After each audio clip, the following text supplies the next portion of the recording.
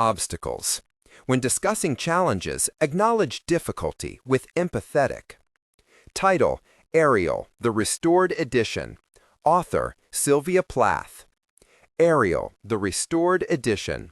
A facsimile of Plath's manuscript, reinstating her original selection and arrangement. Sylvia Plath. Foreword by Frida Hughes. Table of Contents. Title page. Foreword. Ariel and Other Poems. Dedication. Morning Song. The Couriers. The Rabbit Catcher. Thalidomide. The Applicant. Barren Woman. Lady Lazarus. Tulips. A Secret. The Jailer. Cut. Elm. The Night Dances. The Detective. Ariel. Death. Lesbos. The Other. Stopped Dead. Poppies in October. The Courage of Shutting Up. Nick and the Candlestick. Burke Plage. Gulliver. Getting There. Medusa. Perda. The Moon and the Yew Tree. A Birthday Present. Letter in November. Amnesiac. The Rival. Daddy. Your Fever 103. The Bee Meeting. The Arrival of the Bee Box. Stings. Wintering. 2. Facsimile of the manuscript for Ariel and Other Poems. Ariel and Other Poems. 3. Facsimile drafts of the poem Ariel. Ariel. Appendix. 1. The Swarm. The Swarm. Appendix 2. Script for the BBC broadcast. New poems by Sylvia Plath. Notes about the author. Copyright. Foreword. This edition of Ariel by my mother, Sylvia Plath, exactly follows the arrangement of her last manuscript as she left it. As her daughter, I can only approach it and its divergence from the first United Kingdom publication of Ariel in 1965 and subsequent United States publication in 1966, both edited by my father, Ted Hughes, from the purely personal perspective of its history within my family. When she committed suicide on February 11, 1963, my mother left a black spring binder on her desk, containing a manuscript of 40 poems. She probably last worked on the manuscript's arrangement in mid-November 1962. Death Co., written on the 14th of that month, is the last poem to be included in her list of contents. She wrote an additional 19 poems before her death, 6 of which she finished before our move to London from Devon on December 12, and a further 13 in the last 8 weeks of her life. These poems were left on her desk with the manuscript. The first cleanly typed page of the manuscript gives the title of the collection as Ariel and Other Poems. On the 2 sheets that follow, alternative titles had been tried out, each title scored out in turn and a replacement handwritten above it. On one sheet, the title was altered from The Rival to A Birthday Present to Daddy. On the other, the title changed from The Rival to The Rabbit Catcher to A Birthday Present to Daddy. These new title poems are in chronological order: July 1961, May 1962, September 1962, and October 1962, and give an idea of earlier possible dates of her rearrangement of the working manuscript. When Ariel was first published, edited by my father, it was a somewhat different collection from the manuscript my mother left behind. My father had roughly followed the order of my mother's contents list, taking 12 poems out of the U.S. publication and 13 out of the U.K. publication. He replaced these with 10 selected for the U.K. edition and 12 selected for the U.S. edition. These he chose from the 19 very late poems written after mid-November 1962 and 3 earlier poems. There was no lack of choice. Since the publication of The Colossus in 1960, my mother had written many poems that showed an advance on her earlier work. These were transitional poems between the very different styles of The Colossus and Ariel. A selection of them was published in Crossing the Water in 1971. But towards the end of 1961, poems in the Ariel voice began to appear here and there among the transitional poems. They had an urgency, freedom, and force that was quite new in her work. In October 1961, there was The Moon and the Yew Tree and Little Fugue. An appearance followed in April 1962. From this point, All the poems she wrote were in the distinctive Ariel voice. They are poems of an otherworldly, menacing landscape. This is the light of the mind, cold and planetary. The trees of the mind are black. The light is blue. The grasses unload their griefs on my feet, as if I were God. I simply cannot see where there is to get to. The moon and the yew tree.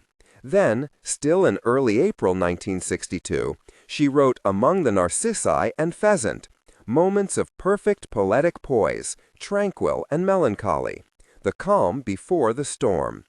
You said you would kill it this morning. Do not kill it. It startles me still. The jut of the odd dark head, pacing through the uncut grass on the Elms Hill. After that, the poems came with increasing frequency, ease, and ferocity, culminating in October 1962 when she wrote 25 major poems. Her very last poems were written 6 days before she died. In all, she left around 70 poems in the unique Ariel voice. On work-connected visits to London in June 1962, my father began an affair with a woman who had incurred my mother's jealousy a month earlier. My mother, somehow learning of the affair, was enraged. In July, her mother, Aurelia, came to stay at Court Green, our thatched black and white cob house in Devon, for a long visit. Tensions increased between my parents, my mother proposing separation, though they traveled to Galway together that September to find a house where my mother could stay for the winter. By early October, with encouragement from Aurelia, whose efforts I witnessed as a small child, my mother ordered my father out of the house. My father went up to London, where he first stayed with friends and then, around Christmas, rented a flat in Soho. He told me many years later that, despite her apparent determination, he thought my mother might reconsider. We were working towards it, he said. Deciding against the house in Galway, my mother moved my brother and I to London in December 1962, to the flat she had rented in what was once Yeats' house in Fitzroy Road. Until her death, my father visited us there almost daily, often babysitting when my mother needed time for herself. Although my mother was in London for 8 weeks before she died, my father had left her with their house in Devon, the joint bank account, the black Morris Traveller, their car, and was giving her money to support us. When my mother died, my father had insufficient funds to cover the funeral, and my grandfather, William Hughes, paid for it.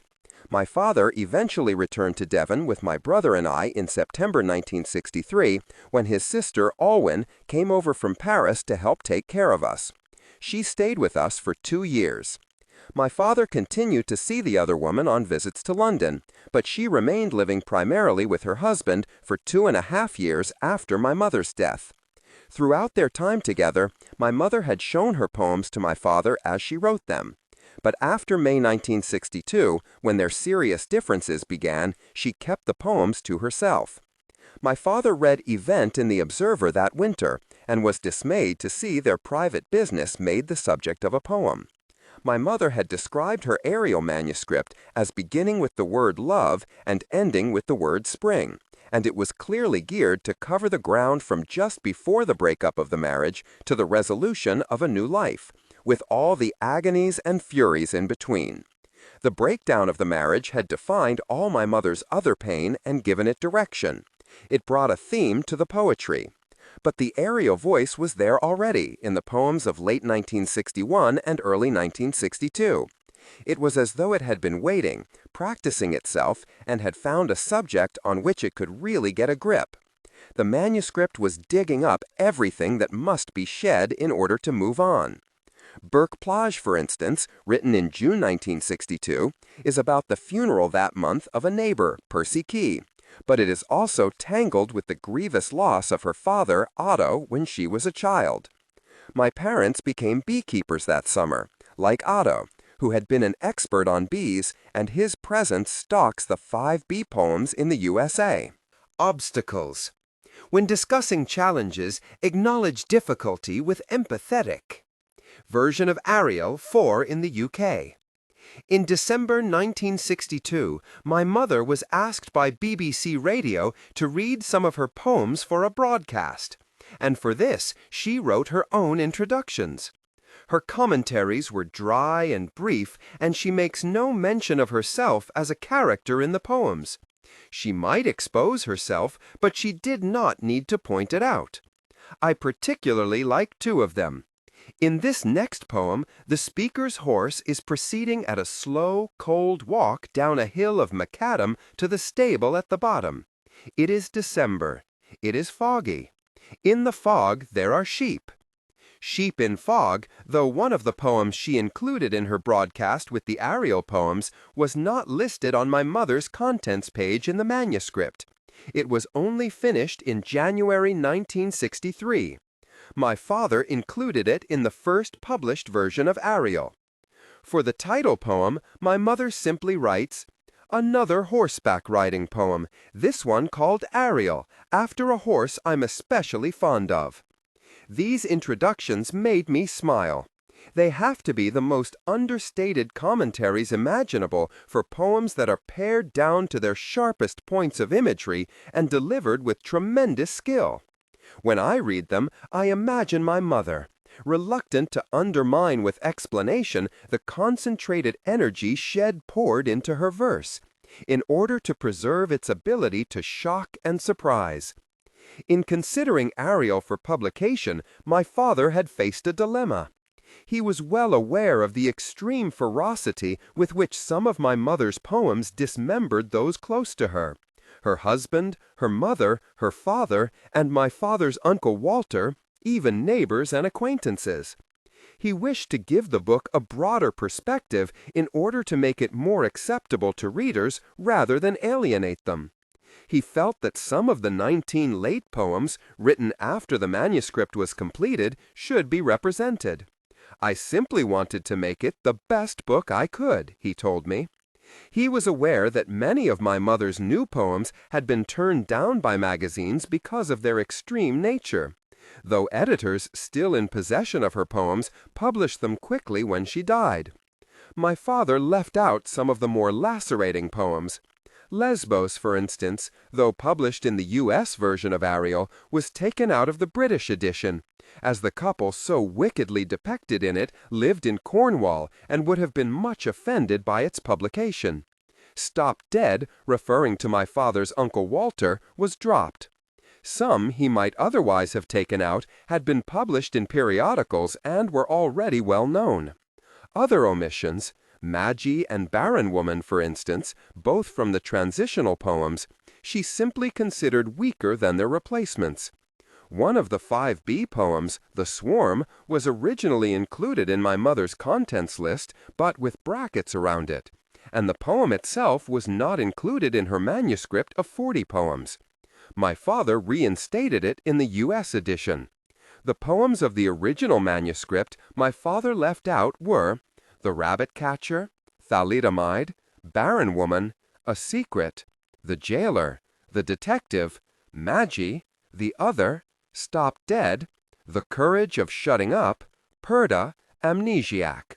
Though included in the 1966 U.S. version, Lesbos was kept out of the 1965 U.K. edition. The poems he put into the edited manuscript for publication were The Swarm and Mary Song, only in the U.S. edition, Sheep in Fog, The Hanging Man, Little Fugue, Years, The Munich Mannequins, Totem, Paralytic, Balloons, Poppies in July, Kindness, Contusion, Edge, and Words. The Swarm was included in the original contents list, but not in the manuscript. In 1981, my father published my mother's collected poems and included in the notes the contents list of her Ariel manuscript. This inclusion brought my father's arrangement under public scrutiny, and he was much criticized for not publishing Ariel as my mother had left it, though the extracted poems were included in the collected poems for all to see. My father had a profound respect for my mother's work in spite of being one of the subjects of its fury. For him, the work was the thing, and he saw the care of it as a means of tribute and a responsibility. But the point of anguish at which my mother killed herself was taken over by strangers, possessed and reshaped by them. The collection of Ariel poems became symbolic to me of this possession of my mother and of the wider vilification of my father. It was as if the clay from her poetic energy was taken up and versions of my mother made out of it, invented to reflect only the inventors, as if they could possess my real, actual mother, now a woman who had ceased to resemble herself in those other minds. I saw poems such as Lady Lazarus and Daddy dissected over and over, the moment that my mother wrote them being applied to her whole life, to her whole person, as if they were the total sum of her experience.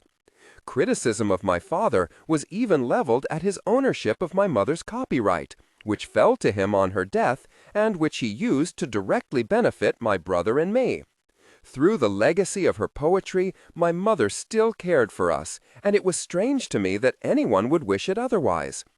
After my mother's suicide and the publication of Ariel, many cruel things were written about my father that bore no resemblance to the man who quietly and lovingly, if a little strictly, and being sometimes fallible, brought me up, later with the help of my stepmother. All the time he kept alive the memory of the mother who had left me, so I felt as if she were watching over me, a constant presence in my life. It appeared to me that my father's editing of Ariel was seen to interfere with the sanctity of my mother's suicide, as if, like some deity, everything associated with her must be enshrined and preserved as miraculous. For me, as her daughter, everything associated with her was miraculous, but that was because my father made it appear so, even playing me a record of my mother reading her poetry so I could hear her voice again. It was many years before I discovered my mother had a ferocious temper and a jealous streak, in contrast to my father's more temperate and optimistic nature, and that she had on 2 occasions destroyed my father's work, once by ripping it up and once by burning it. I'd been aghast that my perfect image of her, attached to my last memories, was so unbalanced. But my mother, inasmuch as she was an exceptional poet, was also a human being, and I found comfort in restoring the balance. It made sense of her for me. The outbursts were the exception, not the rule. Life at home was generally quiet, and my parents' relationship was hard-working and companionable.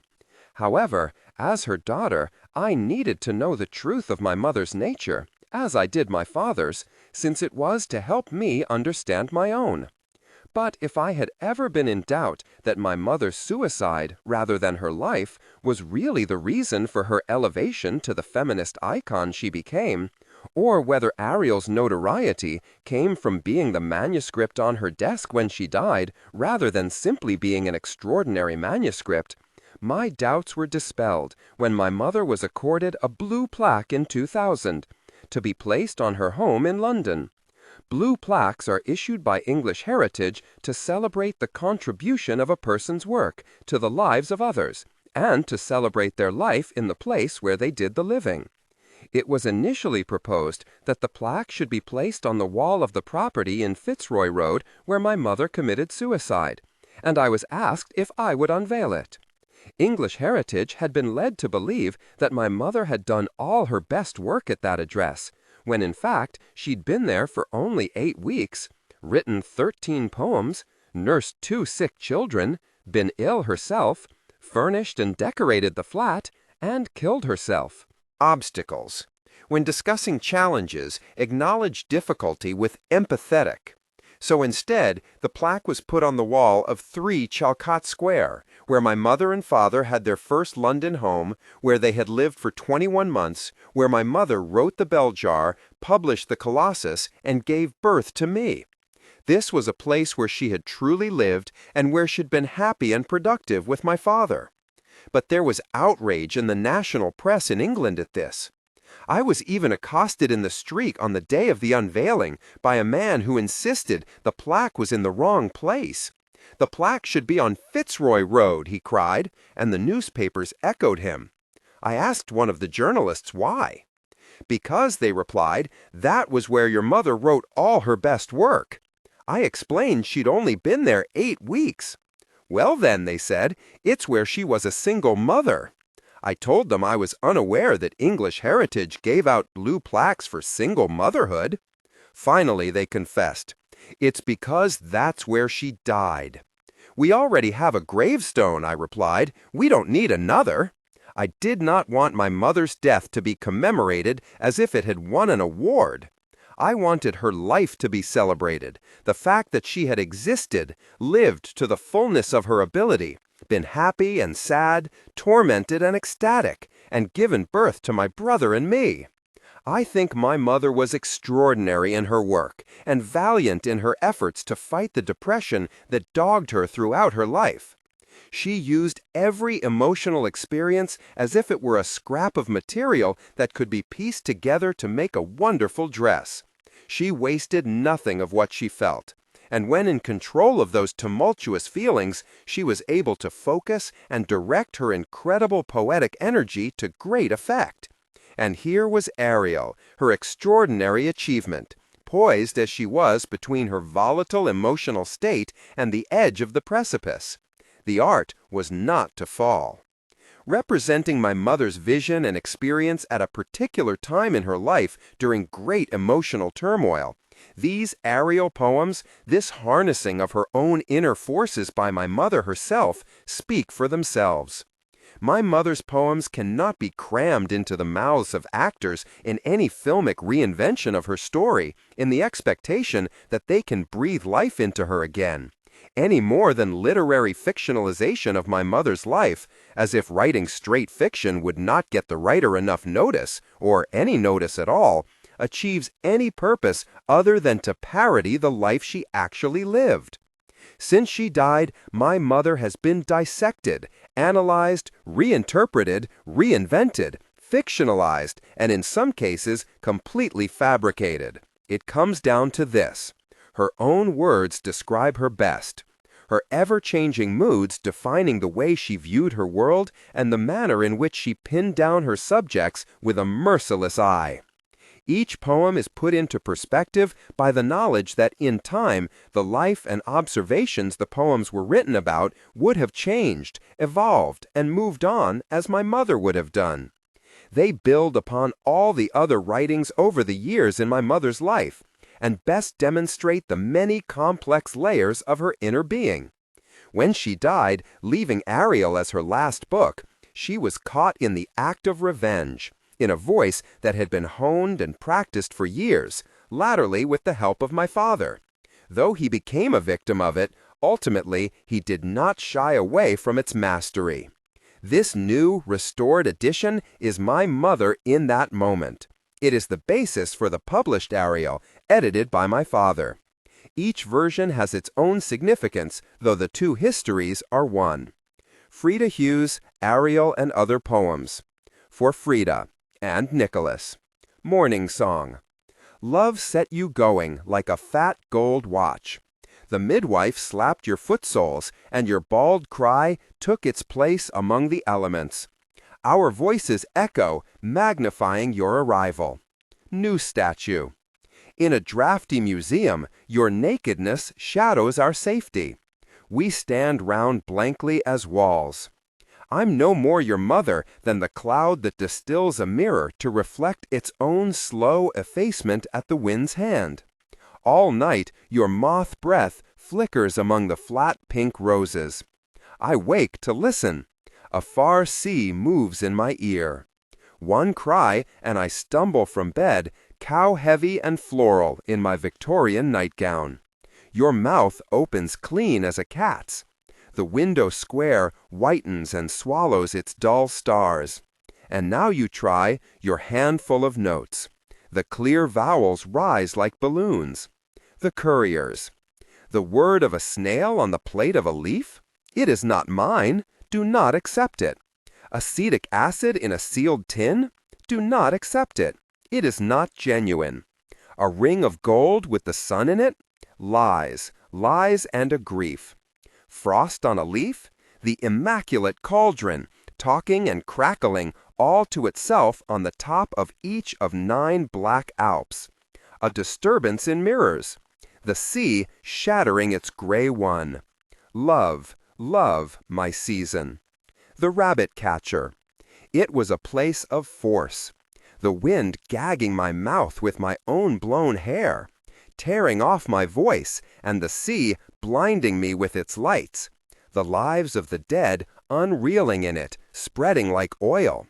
I tasted the malignity of the gorse, its black spikes, the extreme unction of its yellow candle flowers. They had an efficiency, a great beauty, and were extravagant like torture. There was only one place to get to. Simmering, perfumed, the paths narrowed into the hollow, and the snares almost effaced themselves, zeros shutting on nothing, set close like birth pangs. The absence of shrieks made a hole in the hot day, a vacancy. The glassy light was a clear wall, the thickets quiet. I felt a still busyness, an intent. I felt hands round a tea mug, dull, blunt, ringing the white china. How they awaited him, those little deaths! They waited like sweethearts. They excited him. And we, too, had a relationship. Tight wires between us, pegs too deep to uproot, and a mind like a ring sliding shut on some quick thing, the constriction killing me also. Thalidomide. O half-moon, half-brain, luminosity, Negro, masked like a white. Your dark amputations crawl and appall, spidery, unsafe. What glove, what leatherness has protected me from that shadow? The indelible buds, knuckles at shoulder blades, the faces that shove into being, dragging the lopped blood call of absences. All night I carpenter a space for the thing I am given, a love of two wet eyes and a screech, white spit of indifference. The dark fruits revolve and fall.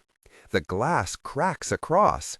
The image flees and aborts like dropped mercury. The applicant.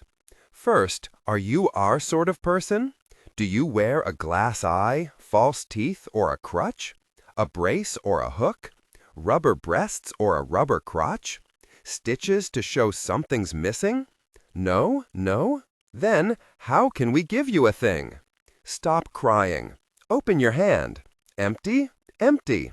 Here is a hand, to fill it and willing to bring teacups and roll away headaches and do whatever you tell it. Will you marry it? It is guaranteed to thumb shut your eyes at the end and dissolve of sorrow. We make new stock from the salt. I notice you are stark naked. How about this suit?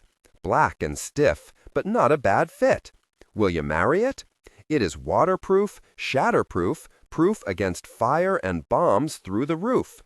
Believe me, they'll bury you in it. Now your head, excuse me, is empty. I have the ticket for that. Come here, sweetie, out of the closet. Well, what do you think of that?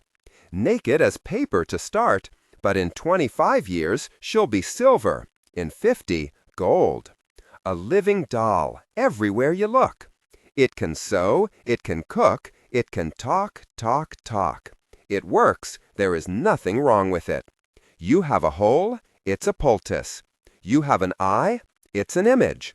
My boy, it's your last resort. Will you marry it? Marry it, marry it. Barren woman. Empty, I echo to the least footfall. Museum without statues, grand with pillars, porticos, rotundas. In my courtyard, a fountain leaps and sinks back into itself. Nun-hearted and blind to the world. Marble lilies exhale their pallor like scent. I imagine myself with a great public, mother of a white Nike and several bald-eyed Apollos. Obstacles. When discussing challenges, acknowledge difficulty with empathetic. Instead, the dead injure me with attentions, and nothing can happen. The moon lays a hand on my forehead, blank-faced and mum as a nurse. Lady Lazarus, I have done it again. 1 year in every 10 I manage it. A sort of walking miracle, my skin bright as a Nazi lampshade. My right foot a paperweight. My face a featureless, fine Jew linen. Peel off the napkin, O my enemy. Do I terrify? The nose, the eye pits, the full set of teeth? The sour breath will vanish in a day. Soon, soon, the flesh the grave cave ate will be at home on me, and I a smiling woman. I am only 30, and like the cat, I have 9 times to die. This is number 3. What a trash, to annihilate each decade. What a million filaments. The peanut-crunching crowd shoves in to see them unwrap me hand and foot, the big striptease. Gentlemen, ladies, these are my hands, my knees. I may be skin and bone, nevertheless, I am the same identical woman. The first time it happened, I was 10. It was an accident. The second time I meant to last it out and not come back at all. I rocked shut as a seashell. They had to call and pick the worms off me like sticky pearls. Dying is an art, like everything else. I do it exceptionally well. I do it so it feels like hell. I do it so it feels real. I guess you could say I've a call. It's easy enough to do it in a cell. It's easy enough to do it and stay put. It's the theatrical comeback in broad day. To the same place, the same face, the same brute amused shout. A miracle!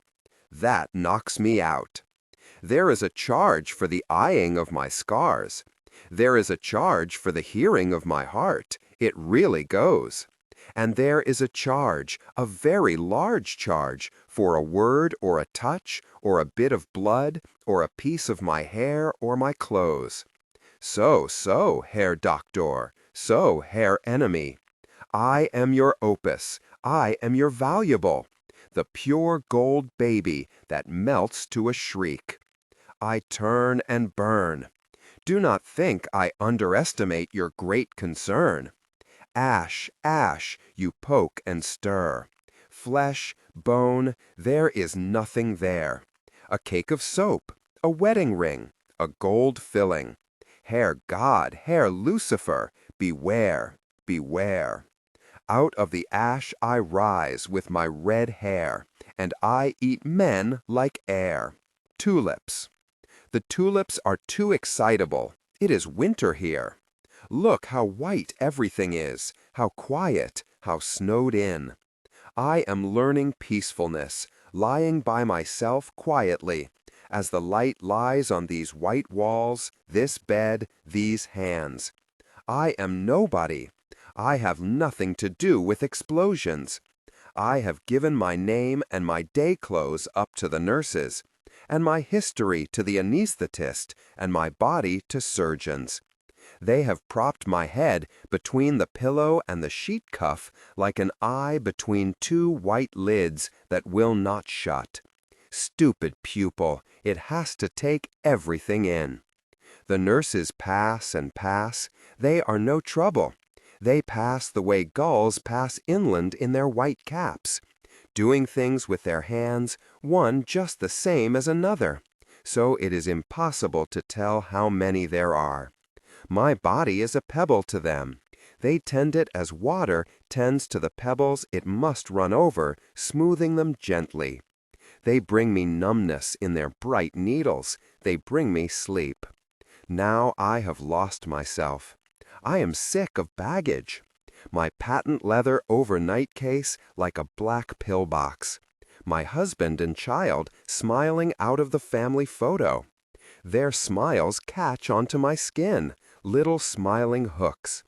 I have let things slip, a 30-year-old cargo boat, stubbornly hanging on to my name and address.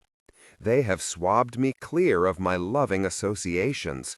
Scared and bare on the green plastic-pillowed trolley, I watched my tea set, my bureaus of linen, my books sink out of sight, and the water went over my head. I am a nun now. I have never been so pure.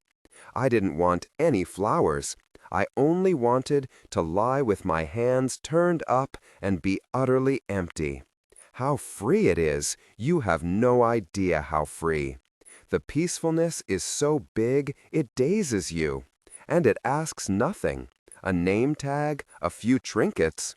It is what the dead close on, finally.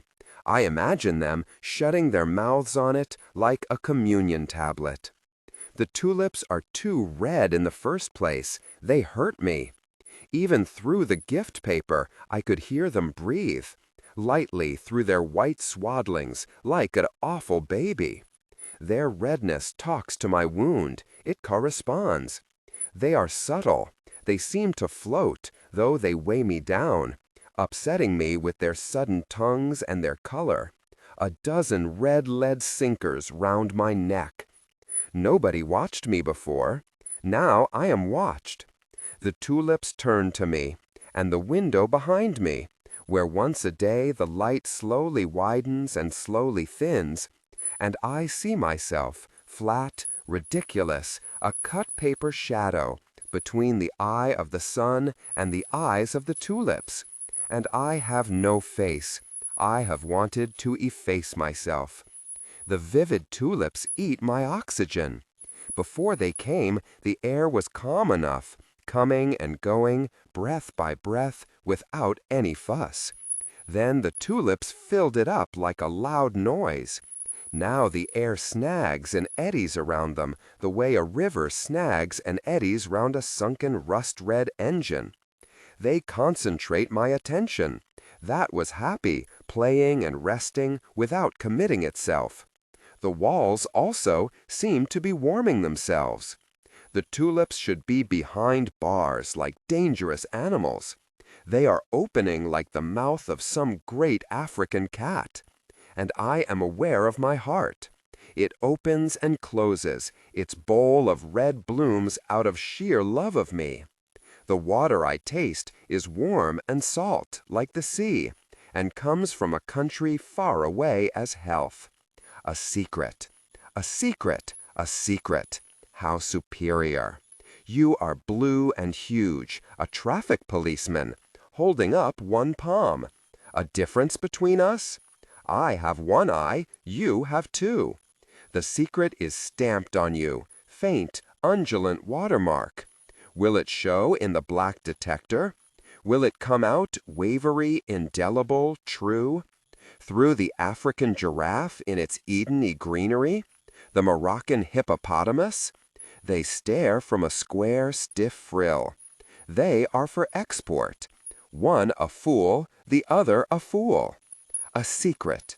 An extra amber brandy finger, roosting and cooing. You, behind two eyes in which nothing is reflected but monkeys. A knife that can be taken out, to pare nails, to lever the dirt. It won't hurt. An illegitimate baby. That big blue head. How it breathes in the bureau drawer. Is that lingerie, pet? It smells of salt cod. You had better stab a few cloves in an apple, make a sachet, or do away with the bastard. Do away with it altogether. No, it is happy there. But it wants to get out. Look, it is wanting to crawl. My God, there goes the stopper. The cars in the Place de la Concorde, watch out! A stampede! Horns twirling and jungle gutturals. An exploded bottle of stout, slack foam in the lap. You stumble out, dwarf baby, the knife in your back. I feel weak. The secret is out. The jailer. My night sweats grease his breakfast plate. The same placard of blue fog is wheeled into position, with the same trees and headstones. Is that all he can come up with, the rattler of keys? I have been drugged and raped. 7 hours knocked out of my right mind into a black sack, where I relax, fetus or cat, lever of his wet dreams. Something is gone. My sleeping capsule, my red and blue Zeppelin, drops me from a terrible altitude. Carapace smashed, I spread to the beaks of birds. Oh, little gimlets, what holes this papery day is already full of! He has been burning me with cigarettes, pretending I am a negress with pink paws. I am myself. That is not enough. The fever trickles and stiffens in my hair. My ribs show. What have I eaten? Lies. Obstacles. When discussing challenges, acknowledge difficulty with empathetic. What would the dark do without fevers to eat? What would the light do without eyes to knife? What would he do without me? Cut. For Susan O'Neill Rowe. What a thrill! My thumb instead of an onion. The top quite gone, except for a sort of a hinge of skin, a flap like a hat, dead white. Then that red plush. Little pilgrim, the Indians axed your scalp, your turkey waddle. Carpet rolls, straight from the heart. I step on it, clutching my bottle of pink fizz.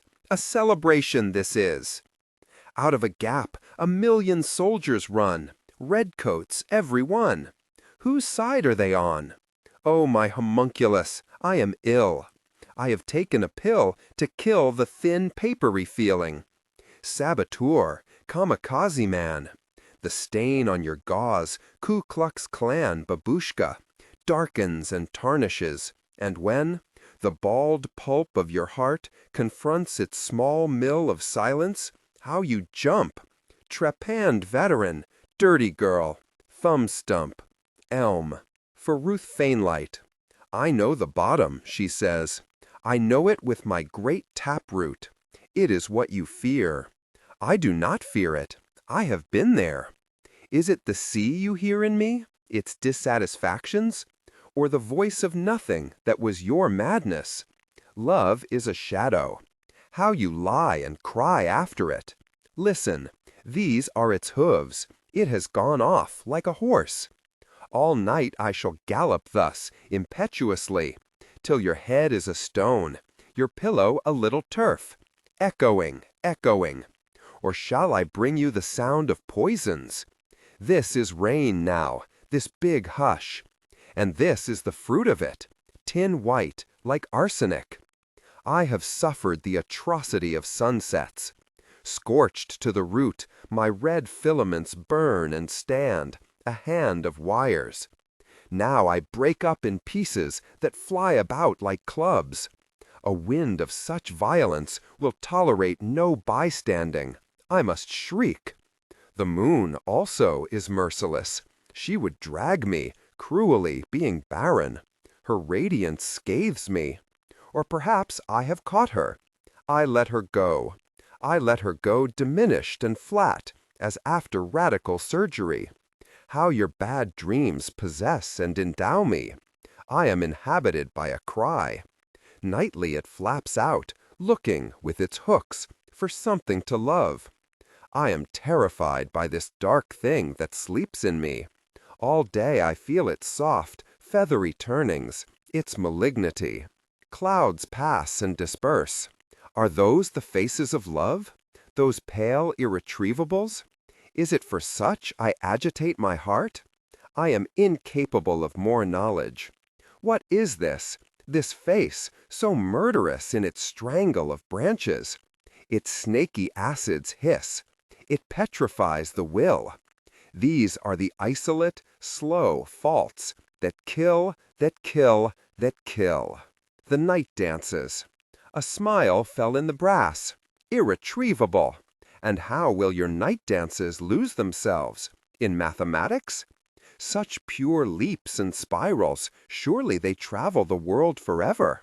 I shall not entirely sit emptied of beauties, the gift of your small breath, the drenched grass smell, lilies, lilies. Their flesh bears no relation. Cold folds of ego, the calla, and the tiger, embellishing itself, spots and a spread of hot petals. The comets have such a space to cross, such coldness, forgetfulness. So your gestures flake off, warm and human. Then their pink light, bleeding and peeling, through the black amnesias of heaven. Why am I given these lamps, these planets, falling like blessings, like flakes, six-sided, white on my eyes, my lips, my hair, touching and melting, nowhere? The detective. What was she doing when it blew in over the 7 hills, the red furrow, the blue mountain? Was she arranging cups? It is important. Was she at the window, listening? In that valley, the train shrieks echo like souls on hooks. That is the valley of death, though the cows thrive. In her garden, the lies were shaking out their moist silks, and the eyes of the killer, moving slug-like and sidelong, unable to face the fingers, those egotists. The fingers were tamping a woman into a wall, a body into a pipe, and the smoke rising. This is the smell of years burning, here in the kitchen. These are the deceits, tacked up like family photographs. And this is a man. Look at his smile. The death weapon? No one is dead. There is no body in the house at all. There is the smell of polish. There are plush carpets. There is the sunlight, playing its blades. Bored hoodlum in a red room, where the wireless talks to itself like an elderly relative. Did it come like an arrow? Did it come like a knife? Which of the poisons is it? Which of the nerve curlers, the convulsors? Did it electrify? This is a case without a body. The body does not come into it at all. It is a case of vaporization. The mouth first, its absence reported in the 2nd year. It had been insatiable, and in punishment was hung out like brown fruit, to wrinkle and dry. The breasts next. These were harder, 2 white stones. The milk came yellow, then blue, and sweet as water. There was no absence of lips. There were 2 children, but their bones showed, and the moon smiled. Then the dry wood, the gates, the brown motherly furrows, the whole estate. We walk on air, Watson. There is only the moon, embalmed in phosphorus. There is only a crow in a tree. Make notes. Ariel. Stasis in darkness. Then the substanceless blue pour of Tor and distances. Goddess lioness. How one we grow. Pivot of heels and knees. The furrow splits and passes. Sister to the brown arc of the neck. I cannot catch. Nigger-eye berries cast dark hooks, black sweet blood mouthfuls, shadows. Something else hauls me through air, thighs, hair, flakes from my heels.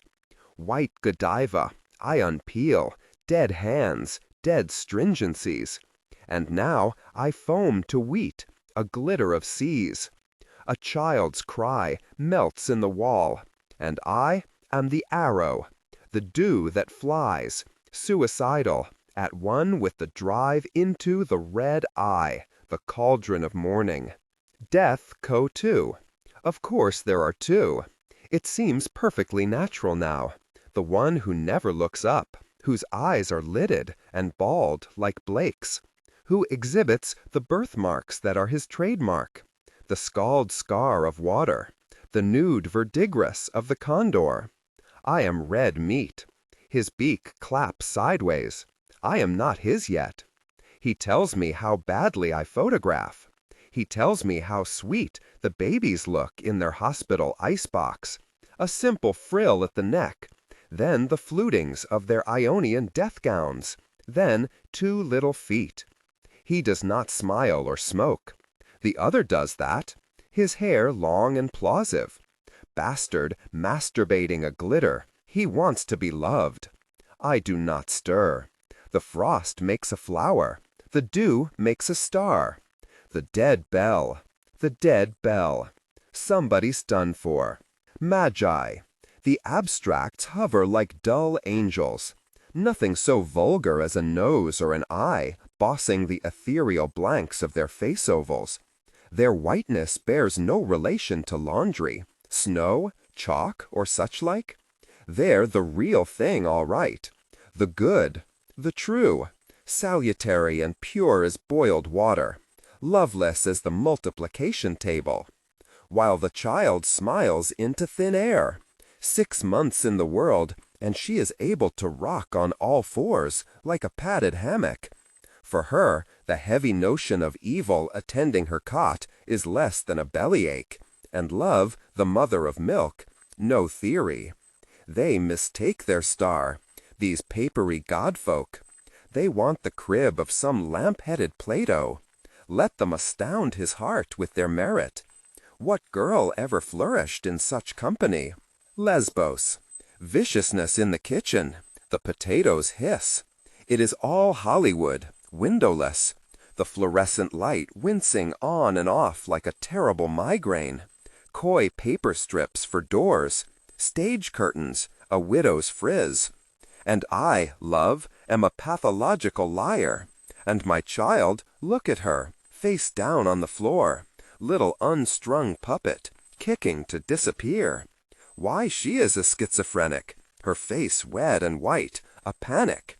You have stuck her kittens outside your window, in a sort of cement well, where they crap and puke and cry. Obstacles.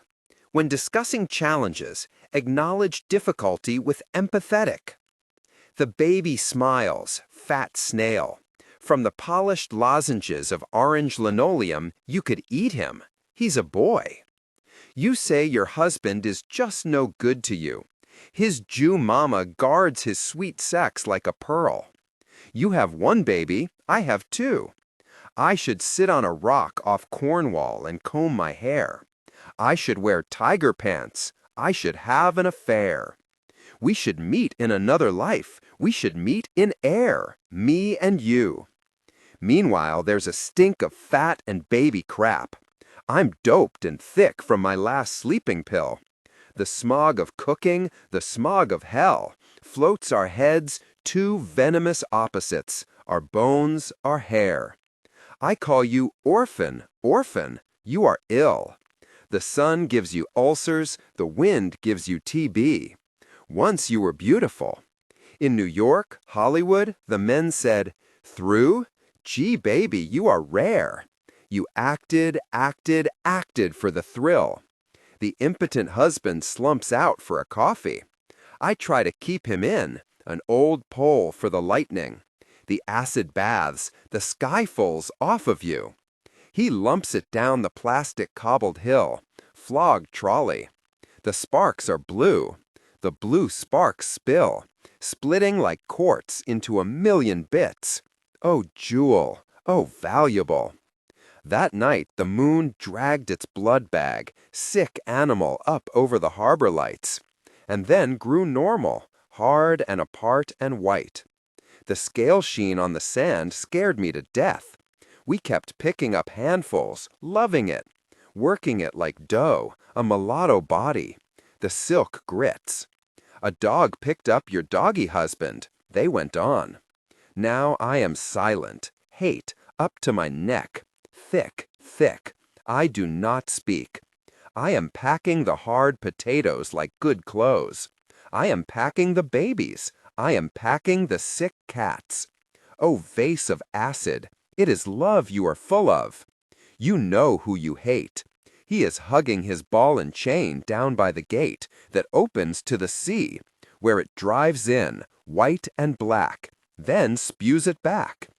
Every day you fill him with soul stuff, like a pitcher. You are so exhausted. Your voice my earring, flapping and sucking, blood-loving bat. That is that. That is that. You peer from the door, sad hag. Every woman's a whore. I can't communicate. I see your cute decor close on you like the fist of a baby or an anemone, that sea sweetheart, that kleptomaniac. I am still raw. I say I may be back. You know what lies are for. Even in your Zen heaven, we shan't meet. The other, you come in late, wiping your lips. What did I leave untouched on the doorstep? White Nike streaming between my walls. Smilingly, blue lightning assumes like a meat hook the burden of his parts. The police love you. You confess everything. Bright hair, shoe black, old plastic. Is my life so intriguing? Is it for this you widen your eye rings? Is it for this the air motes depart? They are not air motes, they are corpuscles. Open your handbag. What is that bad smell? It is your knitting, busily hooking itself to itself. It is your sticky candies. I have your head on my wall. Navel cords, blue, red, and lucent, shriek from my belly like arrows, and these I ride. O moon glow, O sick one! The stolen horses, the fornications, circle a womb of marble. Where are you going, that you suck breath like mileage? Sulphurous adulteries grieve in a dream. Cold glass, how you insert yourself between myself and myself. I scratch like a cat. The blood that runs is dark fruit, an effect, a cosmetic. You smile. No, it is not fatal. Stopped dead. A squeal of brakes, or is it a birth cry? And here we are, hung out over the dead drop uncle. Pants factory, fatso, millionaire. And you out cold beside me in your chair. The wheels, two rubber grubs, bite their sweet tails. Is that Spain down there? Red and yellow, two passionate hot metals, writhing and sighing. What sort of a scenery is it? It isn't England, it isn't France, it isn't Ireland. It's violent. We're here on a visit, with a goddamn baby screaming off somewhere. There's always a bloody baby in the air. I'd call it a sunset, but who ever heard a sunset yowl like that? You are sunk in your 7 chins, still as a ham. Who do you think I am? Uncle, uncle? Sad Hamlet with a knife? Where do you stash your life? Is it a penny, a pearl? Your soul, your soul? I'll carry it off like a rich, pretty girl. Simply open the door and step out of the car and live in Gibraltar, on air, on air. Poppies in October, for Helder and Suzette Macedo. Even the sun clouds this morning cannot manage such skirts, nor the woman in the ambulance whose red heart blooms through her coat so astoundingly. A gift, a love gift, utterly unasked for, by a sky palely and flamely, igniting its carbon monoxides, by eyes dulled to a halt under bowlers. Oh my God, what am I, that these late mouths should cry open in a forest of frost, in a dawn of cornflowers? The courage of shutting up. The courage of the shut mouth in spite of artillery. The line, pink and quiet, a worm, basking. There are black discs behind it, the discs of outrage, and the outrage of a sky, the lined brain of it. The discs revolve, they ask to be heard, loaded as they are with accounts of bastardies. Bastardies, usages, desertions, and doubleness. The needle journeying in its groove. Silver beast between two dark canyons. A great surgeon, now a tattooist, tattooing over and over the same blue grievances. The snakes, the babies, the tits on mermaids and two-legged dream girls. The surgeon is quiet. He does not speak. He has seen too much death. His hands are full of it.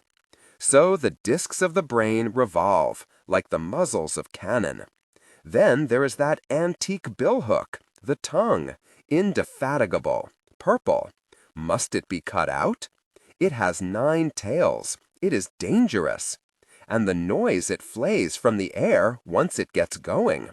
No, the tongue, too, has been put by, hung up in the library with the engravings of Rangoon, and the fox heads, the otter heads, the heads of dead rabbits. It is a marvelous object, the things it has pierced in its time. But how about the eyes, the eyes, the eyes? Mirrors can kill and talk. They are terrible rooms in which a torture goes on one can only watch. The face that lived in this mirror is the face of a dead man. Do not worry about the eyes. They may be white and shy. They are no stool pigeons. They're death rays folded like flags of a country no longer heard of, an obstinate independency, insolvent among the mountains. Nick and the candlestick. I am a miner. The light burns blue.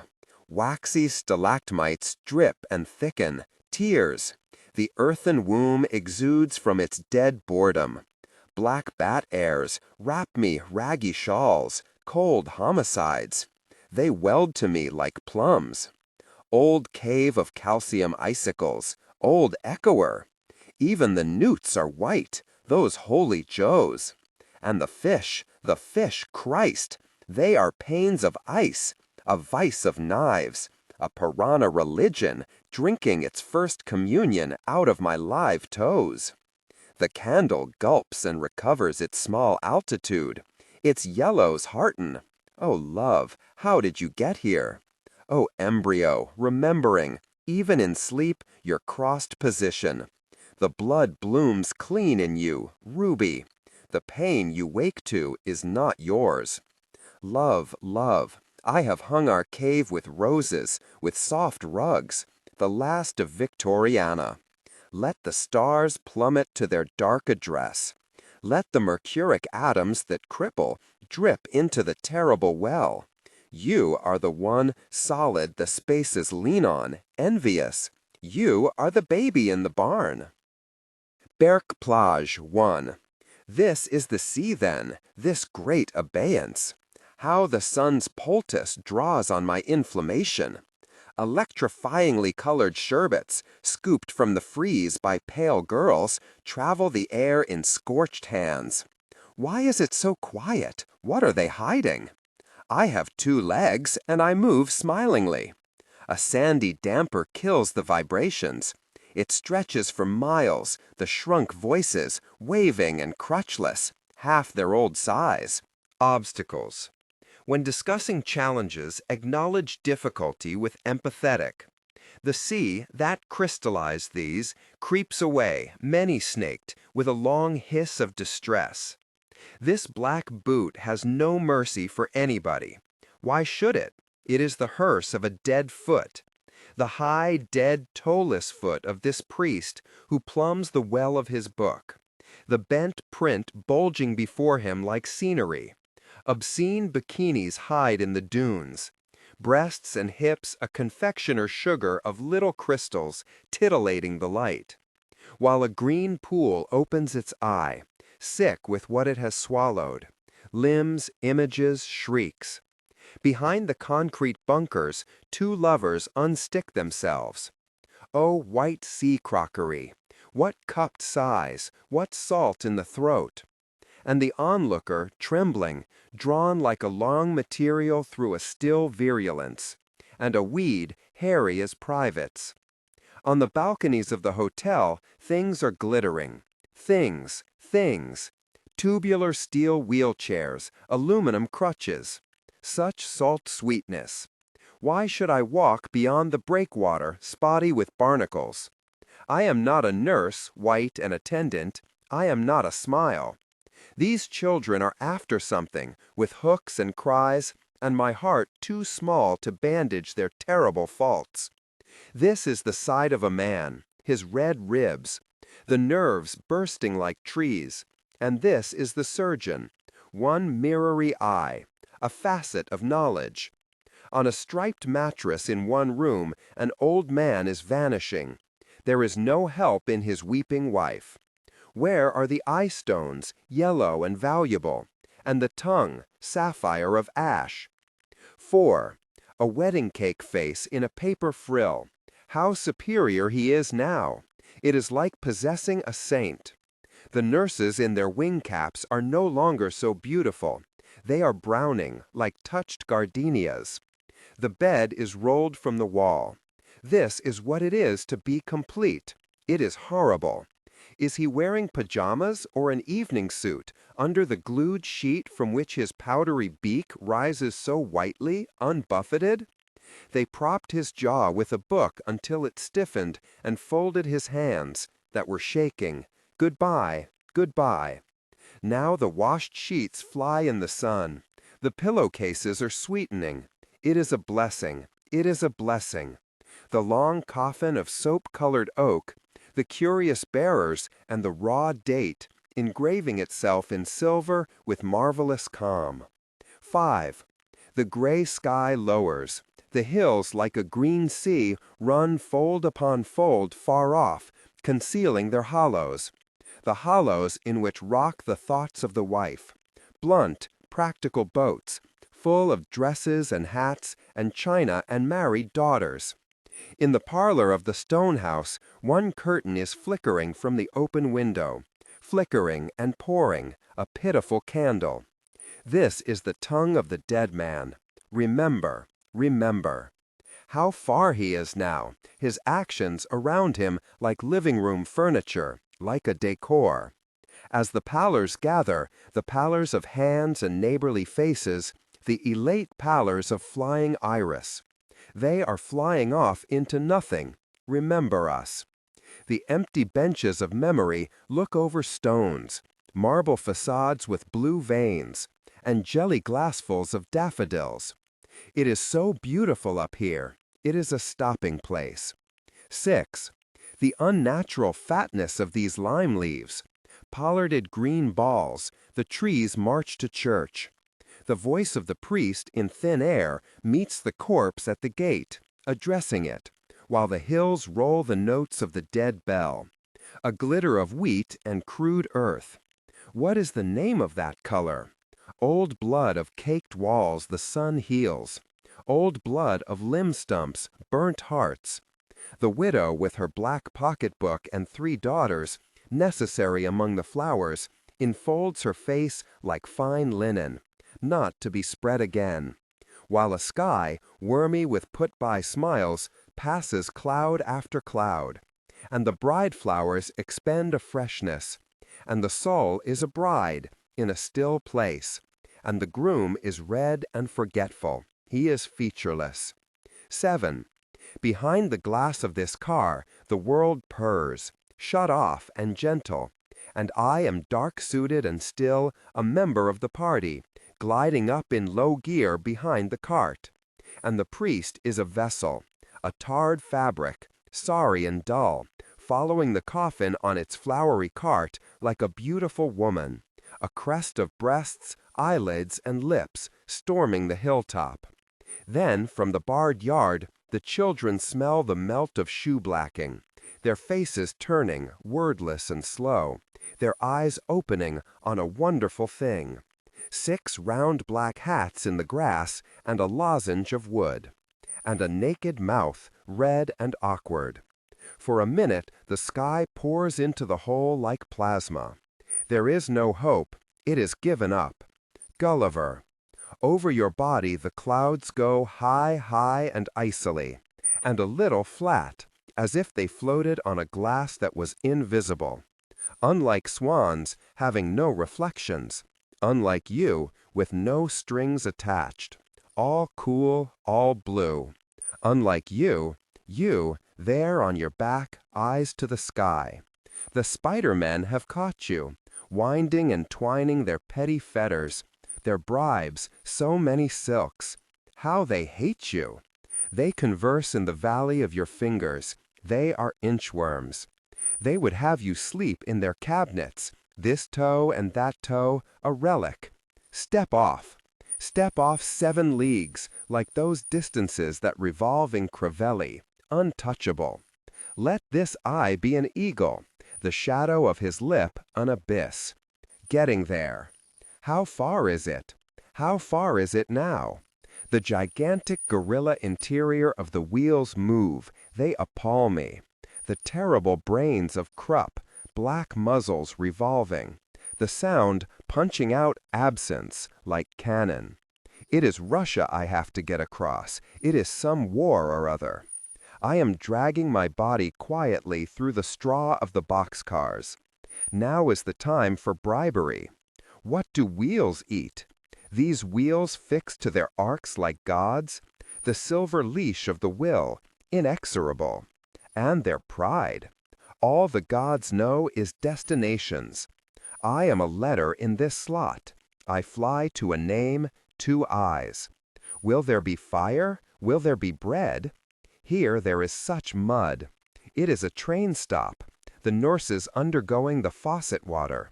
It's veils in a nunnery, touching their wounded. The men the blood still pumps forward. Legs, arms piled outside the tent of unending cries. A hospital of dolls.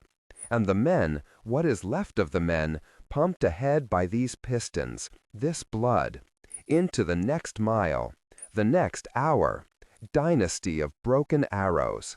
How far is it? There is mud on my feet, thick, red, and slipping. It is Adam's side, this earth I rise from, and I in agony. I cannot undo myself, and the train is steaming and breathing, its teeth ready to roll, like a devil's. There is a minute at the end of it, a minute, a dewdrop. How far is it? It is so small, the place I am getting to. Why are these obstacles? The body of this woman, charred skirts and death mask, mourned by religious figures, by garlanded children. And now detonations, thunder and guns, the fires between us. Is there no still place, turning and turning in the middle air, untouched and untouchable? The train is dragging itself. It is screaming, an animal, insane for the destination, the blood spot, the face at the end of the flare. I shall bury the wounded like pupas. I shall count and bury the dead. Let their souls rive in a dew, incense in my track. The carriages rock. They are cradles. And I, stepping from this skein of old bandages, boredoms, old faces, step to you from the black car of Lethe, pure as a baby. Medusa. Off that landspit of stony mouth plugs, eyes rolled by white sticks, ears cupping the sea's incoherences. You house your unnerving head, godball, lens of mercies, your stooges plying their wild cells in my keel's shadow, pushing by like hearts, red stigma at the very center, riding the riptide to the nearest point of departure, dragging their Jesus hair. Did I escape, I wonder? My mind winds to you, old barnacled umbilicus, Atlantic cable, keeping itself, it seems, in a state of miraculous repair. In any case, you are always there. Tremulous breath at the end of my line. Curve of water upleaping to my water rod, dazzling and grateful, touching and sucking. I didn't call you. I didn't call you at all. Obstacles. When discussing challenges, acknowledge difficulty with empathetic. Cobra light. Squeezing the breath from the blood bells. Of the fuchsia, I could draw no breath. Dead and moneyless, overexposed like an X-ray. Who do you think you are? A communion wafer? Blubbery Mary? I shall take no bite of your body, bottle in which I live. Ghastly Vatican? I am sick to death of hot salt. Green as eunuchs, your wishes hiss at my sins. Off, Ely tentacle. There is nothing between us. Purda, jade stone of the side, the agonized side of green Adam. I smile, cross-legged, enigmatical, shifting my clarities. So valuable, how the sun polishes this shoulder. And should the moon, my indefatigable cousin, rise, with her cancerous pallors, dragging trees little bushy polyps, little nets, my visibilities hide. I gleam like a mirror. At this facet the bridegroom arrives, lord of the mirrors. It is himself he guides, in among these silk screens, these rustling appurtenances. I breathe, and the mouth veil stirs its curtain. My eye veil is a concatenation of rainbows. I am his. Even in his absence, I revolve in my sheath of impossibles, priceless and quiet among these parakeets, macaws. O chatterers, attendants of the eyelash, I shall unloose one feather like the peacock. Attendants of the lip, I shall unloose one note, shattering the chandelier of air that all day plies its crystals. A million ignorants, attendants, attendants, and at his next step I shall unloose, from the small jeweled doll he guards like a heart, the lioness, the shriek in the bath, the cloak of holes. The moon and the yew tree. This is the light of the mind, cold and planetary. The trees of the mind are black. The light is blue. The grasses unload their griefs on my feet as if I were God, prickling my ankles and murmuring of their humility. Fumy, spirituous mists inhabit this place, separated from my house by a row of headstones. I simply cannot see where there is to get to. The moon is no door. It is a face in its own right, white as a knuckle and terribly upset. It drags the sea after it like a dark crime. It is quiet, with the O-gape of complete despair. I live here. Twice on Sunday, the bells startle the sky, 8 great tongues affirming the resurrection. At the end, they soberly bong out their names. The yew tree points up. It has a Gothic shape. The eyes lift after it and find the moon. The moon is my mother. She is not sweet like Mary. Her blue garments unloose small bats and owls. How I would like to believe in tenderness. The face of the effigy, gentled by candles, bending, on me in particular, its mild eyes. I have fallen a long way. Clouds are flowering blue and mystical over the face of the stars. Inside the church, the saints will be all blue, floating on their delicate feet over the cold pews, their hands and faces stiff with holiness. The moon sees nothing of this. She is bald and wild, and the message of the yew tree is blackness, blackness, and silence. A birthday present. What is this behind this veil? Is it ugly? Is it beautiful? It is shimmering. Has it breasts? Has it edges? I am sure it is unique. I am sure it is just what I want. When I am quiet at my cooking, I feel it looking. I feel it thinking. Is this the one I am to appear for? Is this the elect one? The one with black eye pits and a scar?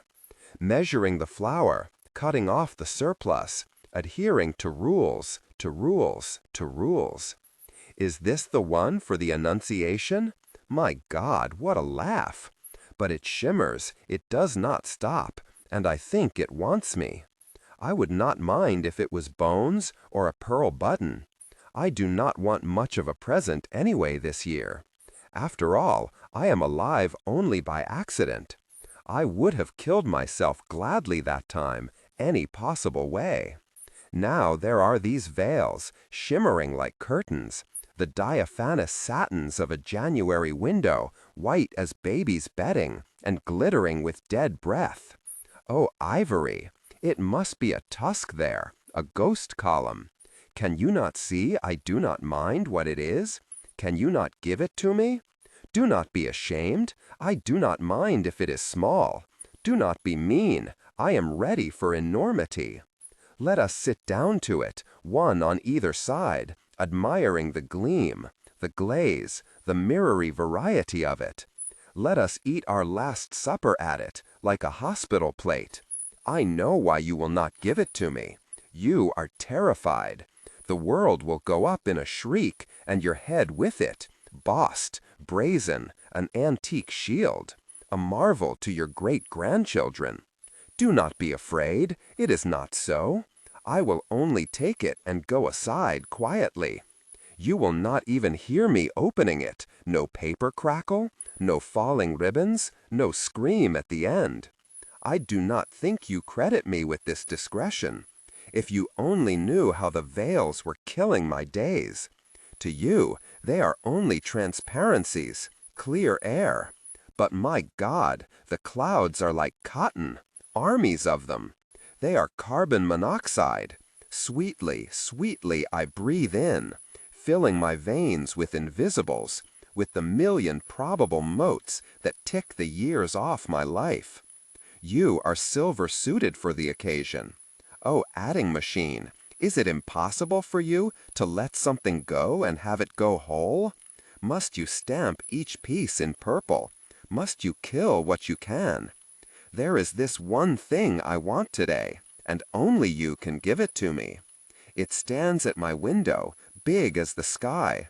It breathes from my sheets, the cold, dead center, where spilt lives congeal and stiffen to history. Let it not come by the mail, finger by finger. Let it not come by word of mouth. I should be 60 by the time the whole of it was delivered, and too numb to use it. Only let down the veil, the veil, the veil. If it were death, I would admire the deep gravity of it, its timeless eyes. I would know you were serious. There would be a nobility then. There would be a birthday. And the knife not carve, but enter, pure and clean as the cry of a baby, and the universe slide from my side. Letter in November. Love, the world suddenly turns color. The streetlight splits through the rat's tail pods of the laburnum at 9 in the morning. It is the Arctic. This little black circle, with its tawn silk grasses, baby's hair. There is a green in the air, soft, delectable. It cushions me lovingly. I am flushed and warm. I think I may be enormous. I am so stupidly happy. My Wellington squelching and squelching through the beautiful red. This is my property. 2 times a day I pace it, sniffing the barbarous holly with its viridian scallops, pure iron, and the wall of old corpses. I love them like history. The apples are golden, imagine it, my 70 trees holding their gold ruddy balls in a thick gray death soup, their million gold leaves metal and breathless. Oh love, oh celibate, nobody but me walks the waist-high wet. The irreplaceable golds bleed and deepen, the mouths of Thermopylae. Amnesiac. No use now, begging, recognize. There is nothing to do with such a beautiful blank but smooth it.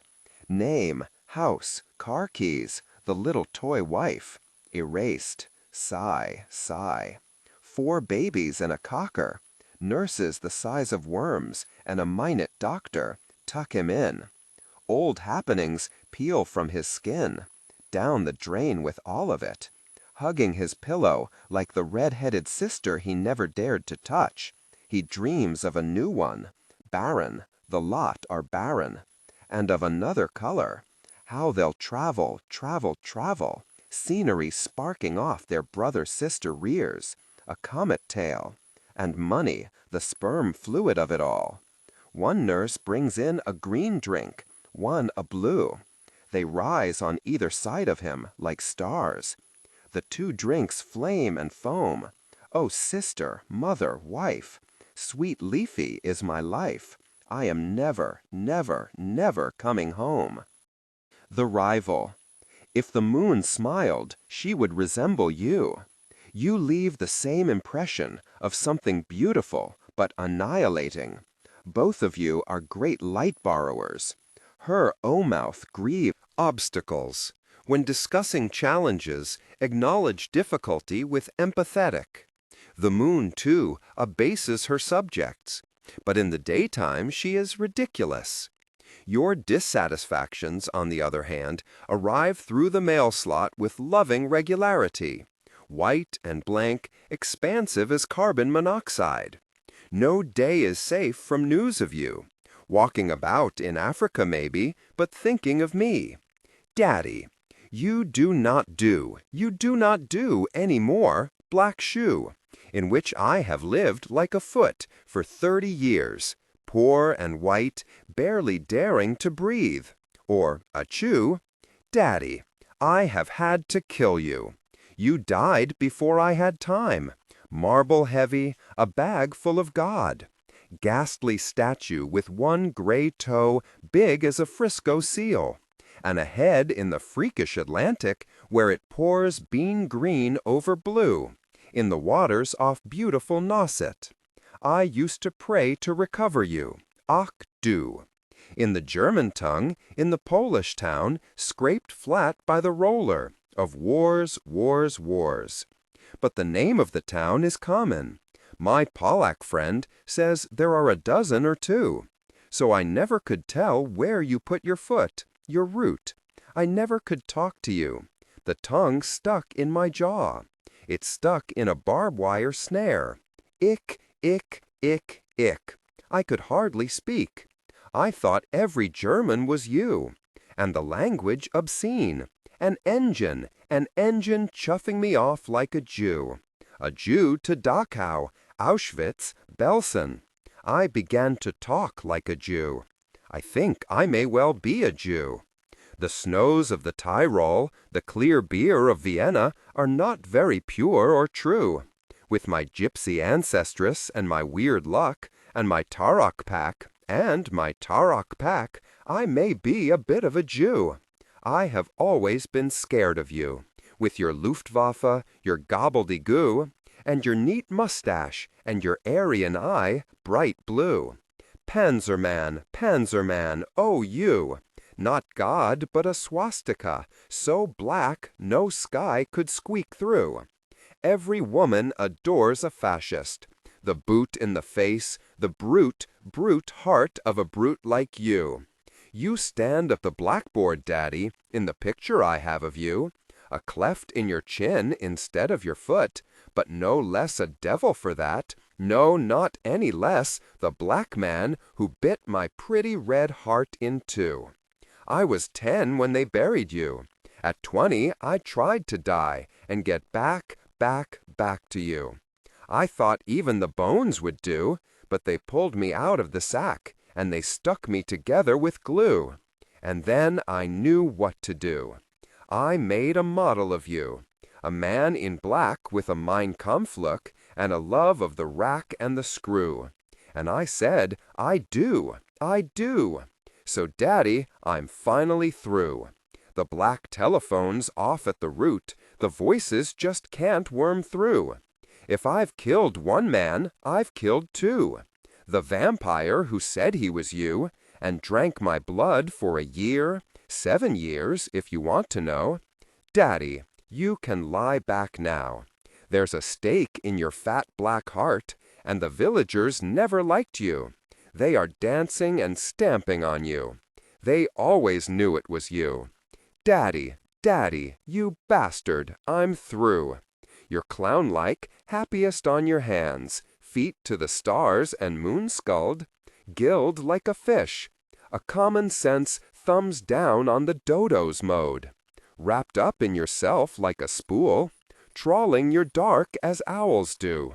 Mute as a turnip from the 4th of July to All Fool's Day. Oh, high riser, my little loaf. Vague as fog and looked for like mail. Farther off than Australia. Bent back Atlas, our traveled prawn. Snug as a bud and at home like a sprat in a pickle jug. A creel of eels, all ripples. Jumpy as a Mexican bean. Right, like a well-done sum. A clean slate with your own face on. Fever 103 pure? What does it mean? The tongues of hell are dull. Dull as the triple tongues of dull, fat Cerberus, who wheezes at the gate.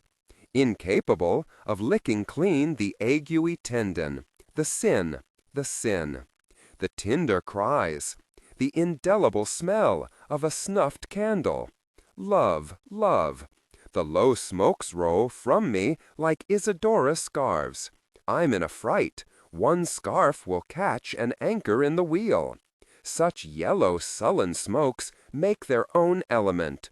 They will not rise, but trundle round the globe, choking the aged and the meek. The weak house baby in its crib, the ghastly orchid hanging its hanging garden in the air. Devilish leopard. Radiation turned it white and killed it in an hour, greasing the bodies of adulterers like Hiroshima ash, and eating in the sin. Darling, all night I have been flickering, off, on, The sheets grow heavy as a lecher's kiss. 3 days, 3 nights. Lemon water, chicken water, water make me wretch. I am too pure for you or anyone. Your body hurts me as the world hurts God. I am a lantern, my head a moon of Japanese paper, my gold-beaten skin infinitely delicate and infinitely expensive. Does not my heat astound you? And my light? All by myself, I am a huge camellia, glowing and coming and going, flush on flush. I think I am going up. I think I may rise. The beads of hot metal fly, and I, love, I am a pure acetylene virgin, attended by roses, by kisses, by cherubim, by whatever these pink things mean. Not you, nor him, nor him, nor him. Myself's dissolving, old whore petticoats. To paradise. The bee meeting. Who are these people at the bridge to meet me? They are the villagers. The rector, the midwife, the sexton, the agent for bees. In my sleeveless summery dress I have no protection, and they are all gloved and covered. Why did nobody tell me? They are smiling and taking out veils tacked to ancient hats. I am nude as a chicken neck. Does nobody love me? Yes, here is the secretary of bees, with her white shop smock, buttonman the cuffs at my wrists, and the slit from my neck to my knees. Now I am milkweed silk. The bees will not notice. They will not smell my fear, my fear, my fear. Which is the rector now? Is it that man in black? Which is the midwife? Is that her blue coat? Everybody is nodding, a square black head. They are knights in visors, breastplates of cheesecloth knotted under the armpits. Their smiles and their voices are changing. I am led through a bean field. Strips of tinfoil winking like people. Feather dusters fanning their hands in a sea of bean flowers. Creamy bean flowers with black eyes and leaves like bored hearts. Is it blood clots the tendrils are dragging up that string?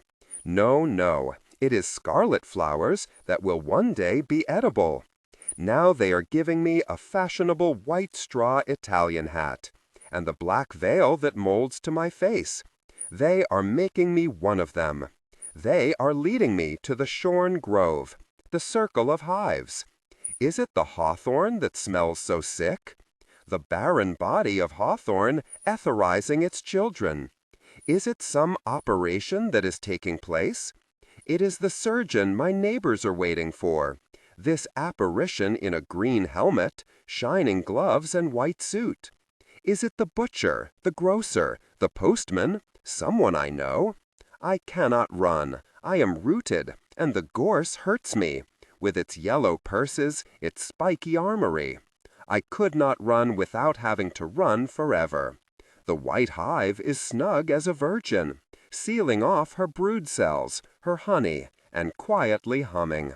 Smoke rolls and scarves in the grove. The mind of the hive thinks this is the end of everything.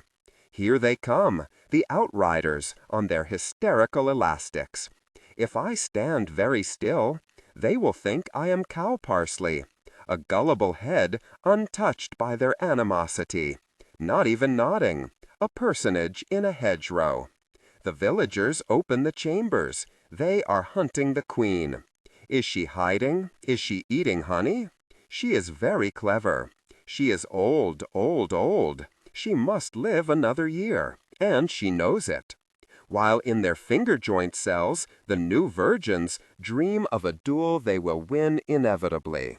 a curtain of wax dividing them from the bride flight, the upflight of the murderess into a heaven that loves her. The villagers are moving the virgins. There will be no killing. The old queen does not show herself. Is she so ungrateful? I am exhausted. I am exhausted. Obstacles. When discussing challenges, acknowledge difficulty with empathetic. The arrival of the bee box. I ordered this clean wood box, square as a chair and almost too heavy to lift. I would say it was the coffin of a midget, or a square baby. Were there not such a din in it? The box is locked. It is dangerous. I have to live with it overnight, and I can't keep away from it. There are no windows, so I can't see what is in there. There is only a little grid, no exit. I put my eye to the grid. It is dark, dark, with the swarmy feeling of African hands. Minute and shrunk for export, black on black, angrily clambering. How can I let them out? It is the noise that appalls me most of all, the unintelligible syllables. It is like a Roman mob, small, taken one by one, but my God, together. I lay my ear to furious Latin. I am not a Caesar. I have simply ordered a box of maniacs. They can be sent back. They can die. I need feed them nothing. I am the owner. I wonder how hungry they are. I wonder if they would forget me if I just undid the locks and stood back and turned into a tree. There is the Labyrinthum, its blonde colonnades, and the petticoats of the cherry. They might ignore me immediately, in my moon suit and funeral veil. I am no source of honey, so why should they turn on me? Tomorrow I will be sweet. God, I will set them free. The box is only temporary. Stings, bare-handed, I hand the combs. The man in white smiles, bare-handed. Our cheesecloth gauntlets neat and sweet, the throats of our wrists brave lilies. He and I have 1,000 clean cells between us, 8 combs of yellow cups, and the hive itself a teacup, white with pink flowers on it. With excessive love I enameled it, thinking, sweetness, sweetness. Brood cells gray as the fossils of shells terrify me. They seem so old. What am I buying? Wormy mahogany? Is there any queen at all in it? If there is, she is old. Her wings torn shawls. Her long body rubbed of its plush. Poor and bare and unqueenly and even shameful. I stand in a column of winged, unmiraculous women, honey drudgers. I am no drudge, though for years I have eaten dust and dried plates with my dense hair, and seen my strangeness evaporate, blue dew from dangerous skin.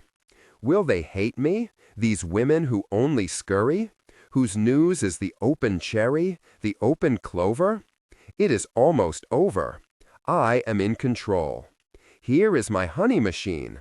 It will work without thinking, opening in spring like an industrious virgin, to scour the creaming crests, as the moon, for its ivory powders, scours the sea.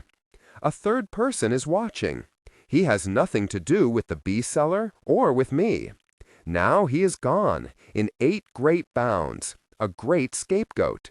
Here is his slipper, here is another, and here the square of white linen he wore instead of a hat. He was sweet, the sweat of his efforts a rain, tugging the world to fruit. The bees found him out, molding onto his lips like lies, complicating his features. They thought death was worth it, but I have a self to recover, a queen. Is she dead? Is she sleeping? Where has she been, with her lion-red body, her wings of glass? Now she is flying, more terrible than she ever was. Red scar in the sky, red comet, over the engine that killed her, the mausoleum, the wax house. Wintering. This is the easy time. There is nothing doing. I have whirled the midwife's extractor. I have my honey, 6 jars of it. 6 cat's eyes in the wine cellar, wintering in a dark without window, at the heart of the house, next to the last tenant's rancid jam, and the bottles of empty glitters, Sir So-and-so's gin. This is the room I have never been in. This is the room I could never breathe in. The black bunched in there like a bat. No light but the torch and its faint Chinese yellow on appalling objects. Black acidity, decay, possession. It is they who own me. Neither cruel nor indifferent, only ignorant. This is the time of hanging on for the bees. The bees so slow, I hardly know them, filing like soldiers to the syrup tin to make up for the honey I've taken. Tate and Lyle keeps them going, the refined snow. It is Tate and Lyle they live on, instead of flowers. They take it. The cold sets in. Now they bawl in a mass, black mind against all that white. The smile of the snow is white. It spreads itself out, a mile-long body of mycin, into which, on warm days, they can only carry their dead. The bees are all women, maids, and the long royal lady. They have got rid of the men, the blunt, clumsy stumblers, the bores. Winter is for women. The woman, still at her knitting, at the cradle of Spanish walnut, her body a bulb in the cold, and too dumb to think. Will the hive survive? Will the gladiolas succeed in banking their fires to enter another year? What will they taste of, the Christmas roses? The bees are flying. They taste the spring. 2. Facsimile of the manuscript for Ariel and other poems. 3. Facsimile drafts of the poem Ariel. To give a sense of Sylvia Plath's creative process, here follow the working drafts in facsimile for the title poem Ariel. The drafts are variously numbered and dated by Sylvia Plath. The first 4 drafts were written on the pink Smith College memorandum paper, as were various other drafts of the Ariel poems. The poem Ariel was accepted for publication by The Observer, and was eventually published in The Observer on the 3rd of November 1963 under a variant title, The Horse. A typeset proof of the poem from The Observer is appended to the end of this section. It was corrected by Sylvia Plath in mid-December 1962. Appendix 1. The Swarm. The bee poem, The Swarm, appears on the contents page of the Ariel and Other Poems manuscript with parentheses around it in Sylvia Plath's own hand. She did not include the poem within the manuscript itself. Ted Hughes included it in the U.S. version of Ariel when it was first published in 1966. This restored edition maintains Sylvia Plath's editorial decision and does not include the poem in the main body of Ariel and Other Poems. The poem follows, along with a facsimile of a typescript draft. The Swarm. Somebody is shooting at something in our town. A dull pom-pom in the Sunday street. Jealousy can open the blood. It can make black roses. What are they shooting at? It is you the knives are out for.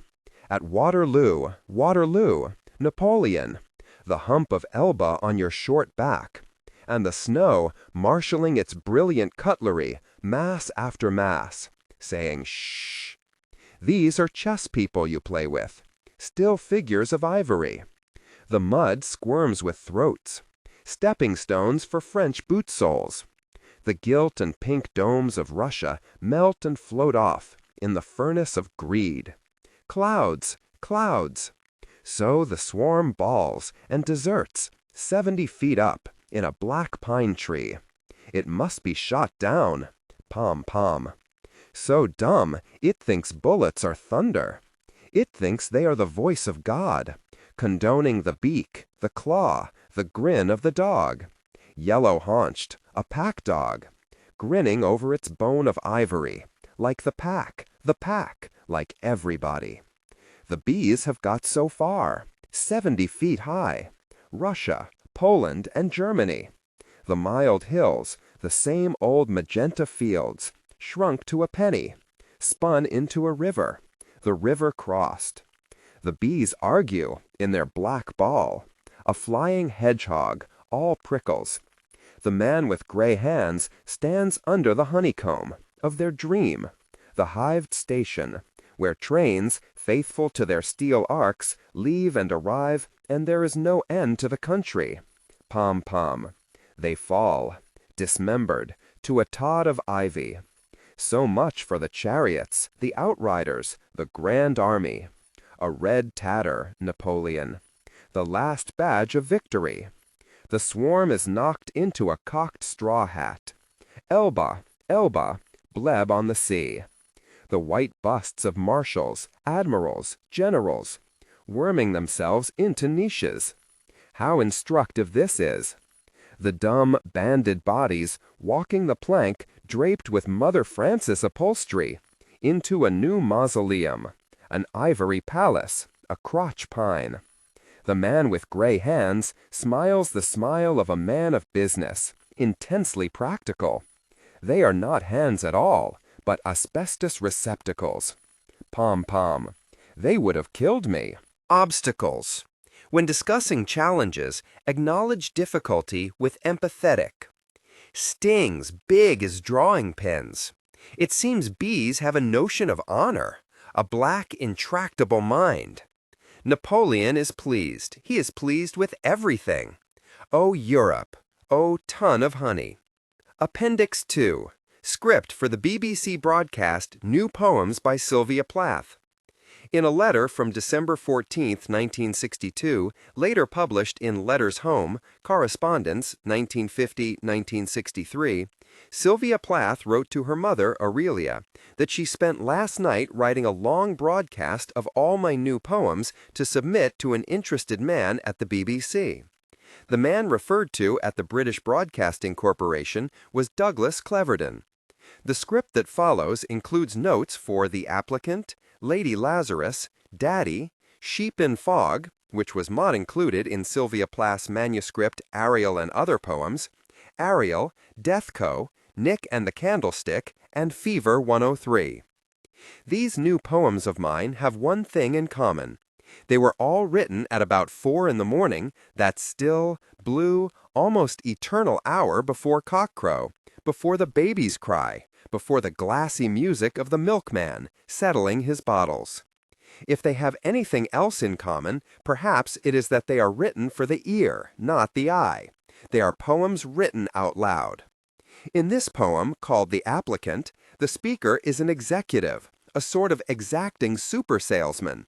He wants to be sure the applicant for his marvelous product really needs it and will treat it right. This poem is called Lady Lazarus. The speaker is a woman who has the great and terrible gift of being reborn. The only trouble is she has to die first. She is the phoenix, the libertarian spirit, what you will. She is also just a good, plain, very resourceful woman. Here is a poem spoken by a girl with an Electra complex. Her father died while she thought he was God. Her case is complicated by the fact that her father was also a Nazi and her mother very possibly part Jewish. In the daughter, the two strains marry and paralyze each other's. She has to act out the awful little allegory once over before she is free of it. In this next poem, the speaker's horse is proceeding at a slow, cold walk down a hill of macadam to the stable at the bottom. It is December. It is foggy. In the fog, there are sheep. Another horseback riding poem, this one called Ariel, after a horse I'm especially fond of. This poem, Deathco, is about the double or schizophrenic nature of death. The marmoreal coldness of Blake's death mask, say, hand in glove with the fearful softness of worms, water, and the other catabolists. I imagine these two aspects of death as two men, two business friends, who have come to call. In this poem, Nick and the Candlestick, a mother nurses her baby son by candlelight, and finds in him a beauty which, while it may not ward off the world's ill, does redeem her share of it. This poem is about two kinds of fire, the fires of hell, which merely agonize, and the fires of heaven, which purify. During the poem, the first sort of fire suffers itself into the second. The poem is called Fever 103. Notes by David Simonke. Section 1. Ariel and Other Poems. The printed poems follow the order of Sylvia Plath's manuscript, Ariel and Other Poems. The definitive edition of each poem derives from Sylvia Plath's manuscript. All of the poems in the manuscript are present in The Collected Poems, edited by Ted Hughes. Sylvia Plath in the manuscript uses 3 dots under punctuation that she wants to restore. All the dashes within the poems of this edition are now one standard length, unlike in the collected poems. All the underlined words that appear in the manuscript have been changed to italics. Some poems contained within this volume differ from the version published in the collected poems. The poems, as previously published, may contain punctuation and spelling not dictated by the manuscript. We have here printed the poems in accordance with Sylvia Plath's manuscript. Here follows a complete listing of Sylvia Plath's punctuation and word choices in contrast to the version printed in the collected poems, arranged thus. Restored edition, collected poems. Morning Song. 4. Statue, statue. 8. Distills, distills. The Couriers. 10. Alps, Alps. 12. Gray, gray. Thalidomide. 5. A pal, a pal. The Applicant. 1. Person, a person. A secret. 17. Secret, secret. 26. Head, head. 27. Drawer, drawer. 33. Do, do. 40. Stampede, stampede. 41. Twirling, twirling. Gutturals, gutturals. The Jailer. Title, Jailer. 28. Subversion, subversion. 45. Me, me. Cut. Dedication. 4, 4. The dedication has been placed in parentheses. The Night Dances. An extra line space reintroduced between stanzas 7 and 8, dividing the poem into equal halves of 14 lines each. The Detective. 15. No one, no one. Death, death. 1, 2. Of, 2 of. Lesbos. 10. A schizophrenic, schizophrenic. 11. Panic, panic. 27. Mama, mama. 39. TB, TB. 41. Hollywood, in Hollywood. 52. Jewel, jewel. Valuable, valuable. 63. They, he. The Other. An extra line space reintroduced between stanzas 8 and 9, dividing the poem into equal halves of 16 lines each. Poppies in October. The dedication for Helder and Suzette Macedo has been restored. 12. Cornflowers, cornflowers. The Courage of Shutting Up. 3. 5. 16. Discs, discs. 5. Heard, heard. 20. Going, going. 21. By, by. 25. Time, time. Nick and the Candlestick. 2. Stalactites. Burke Plage. 3. Inflammation, inflammation. 32. Throat, throat. 64. Whiteley, whiteley. 73. Gray. 91. Unnatural, natural. Getting there. 4. A pal. 56. Anne is placed between parentheses in Plath's typescript. Medusa. 13. You, you. 26. Paralyzing, paralyzing. 31. X-ray, x-ray. Perda. 8. Valuable, valuable. 19. Arrives, arrives. 20. Mirrors, mirrors. 25. Curtain, curtain. 35. Macaws, macaws. 46. Crystals, crystals. The Moon and the Yew Tree. 5. Fumy, fumy. A Birthday Present. 14. All, all. 39. Cotton, cotton. 50. Called, called. Letter in November. 14. Wellingtons, Wellingtons. 28. Gray.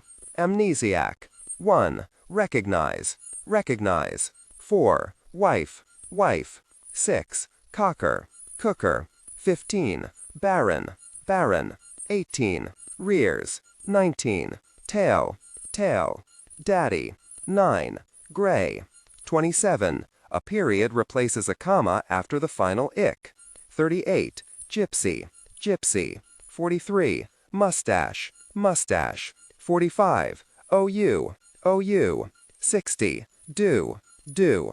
Fever 103. 52. Nor, not. The bee meeting. 15. Beanfield, beanfield. 39. Cow parsley, cow parsley. The arrival of the bee box. 17. A pals, stings. 9. It, it. 12. Gray, wintering. 16. The S has been accidentally dropped from Chinese in Plas typescript. The correct spelling has always been used in the published poem. Section 2. Facsimile of the manuscript for Ariel and other poems. Sylvia Plath's manuscript, Ariel and Other Poems, consists of sheets of 8.5, 11 inches cream-colored typing paper. She used a black typewriter ribbon. Sylvia Plath's name and Devon address appear in the upper right-hand corner on the original and carbon copy sheets of the 2 discarded title pages of the manuscript in the Smith College archive. On both sheets, Plath has used black pen. The original discarded title page reads Daddy. A birthday present, the rabbit catcher, and the rival are deleted. On the discarded carbon copy title page of Daddy, Daddy, a birthday present, and the rival are deleted. Plath created 2 identical dedication pages, again using carbon copy paper. Only the original is reproduced here.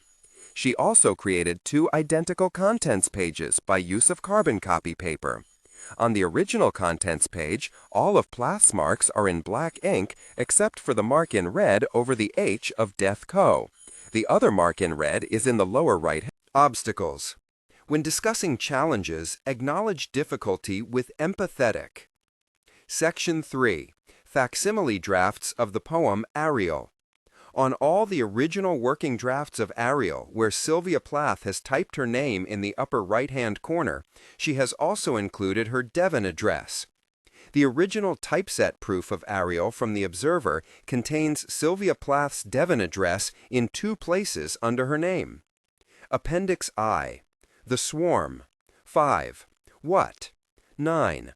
Marshalling, marshalling. 10. Sh, sh. 11. Sh, sh. 16. Clouds, clouds, clouds. 23. Pack, dog. 26. High, high. 27. Germany, Germany. 33. Gray, gray. 37. Palm, palm, palm. 39. Chariots, charioteers. Army, army. 40. Napoleon, Napoleon. 43. Sea, sea. 51. Gray, gray. 55. Palm, palm, palm. 58. Black, black. 60. Europe, Europe. Honey, honey.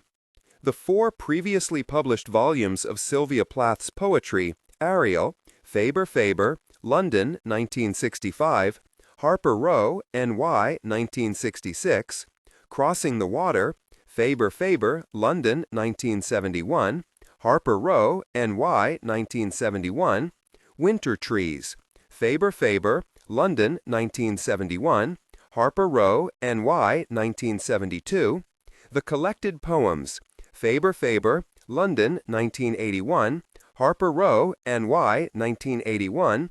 The following are the dates of composition for Sylvia Plath's poems in Ariel and other poems as established in the collected poems and on the manuscripts at Smith College. The bracketed abbreviations indicate the Sylvia Plath volume in which the poem first appeared. Morning Song, 19 February 1961. The Couriers, 4 November 1962. The Rabbit Catcher, 21 May 1962. Thalidomide, 4-8 November 1962. The Applicant, 11 October 1962. Barren Woman, 21 February 1961. Lady Lazarus, 23-29 October 1962. Tulips, 18 March 1961. A Secret, 10 October 1962. The Jailer, 17 October 1962. Cut, 24 October 1962. Elm, 129 April 1962. The Night Dances, 4-6 November 1962. The Detective, 1 October 1962. Ariel, 27 October 1962. Death, 1-4 November 1962. Magi, 1960. Lesbos, 18 October 1962. The Other, 2 July 1962. Stopped Dead, 19 October 1962. Poppies in October, 27 October 1962. The Courage of Shutting Up, 2 October 1962. Nick and the Candlestick, 24 October 1962. Burke-Plage, 28-30 June 1962. Gulliver, 3-6 November 1962. Getting There, 3-6 November 1962. Medusa, 28 October 1962. Purda, 28 October 1962. The Moon and the Yew Tree, 22 October 1961. A Birthday Present, 30 September 1962. Letter in November, 11 November 1962. Amnesia, 21 October 1962. The Rival, July 1961. Daddy, 12 October 1962. Yours, January-February 1960. Fever 103, 20 October 1962. The Bee Meeting, 3 October 1962. The Arrival of the Bee Box, 4 October 1962. Stings, 6 October 1962. The Swarm, 7 October 1962. Wintering, 8-9 October 1962. The following poems are listed in the order of the contents of the published volume of Ariel. Those with dates indicate poems that were not originally part of the manuscript, Ariel and other poems. These dates refer to the dates of composition as established in the collected poems and on the manuscripts at Smith College. Morning Song, The Couriers, Sheep in Fog, 2 December 1962, 28 January 1963. The Applicant, Lady Lazarus, Tulips, Cut, Elm, The Night Dances, Poppies in October, Burke-Plage, Ariel, Death Co., Lesbos, not included in original UK edition, but included in original US edition. Nick and the Candlestick, Gulliver, Getting There, Medusa, The Moon and the Yew Tree, A Birthday Present, Mary's Song, 18-19 November 1962. Not included in original UK edition, but included in original US edition.